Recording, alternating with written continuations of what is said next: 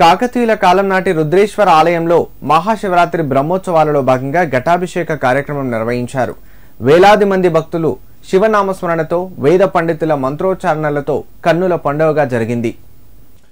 సిద్దిపేట జిల్లా కొండపాక మండల కేంద్రంలోని రుద్రేశ్వర ఆలయంలో శివరాత్రి బ్రహ్మోత్సవాలలో భాగంగా మహా ఘటాభిషేకం కార్యక్రమాన్ని ఆలయ కమిటీ సభ్యులు ఘనంగా నిర్వహించారు. కార్యక్రమానికి ఉమ్మడి మెదక్ జిల్లా డీసీసీబీ చైర్మన్ చిట్టి దేవేందర్ రెడ్డి హాజరై రుద్రేశ్వరునికి ప్రత్యేక పూజలు చేశారు.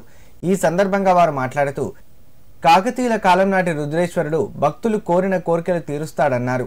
శిథిలావస్థలో ఉన్న ఆలయ పునర్నిర్మాణం చేసుకుని 12 సంవత్సరాలు కావస్తున్నట్లు తెలిపారు. ఈ పుష్కర కాలంగా ఆలయ ప్రతిభ మెరుగుపరిచేలా ప్రతి సంవత్సరం భక్తుల తాకిడి పెరుగుతుందన్నారు. బ్రహ్మోత్సవాలకు హాజరయ్యే భక్తులకు అన్నదాన కార్యక్రమాలు ఏర్పాటు చేస్తున్నట్లు చెప్పారు. ప్రతి ఒక్కరూ హాజరై రుద్రేశ్వరుడి కృపకు పాత్రులు కావాలని కోరారు. నమో నమః మహాగణాధిపతయే నమః. స్నానం సమర్పయామి. స్నానానంతరం శుద్ధాచమనీయం సమర్పయామి. అభివస్త్రాసువసనాన్యర్జే వరుణాయ నమః. వరుణమావాహయామి. కలశాధిష్ఠిత వరుణాయ నమః.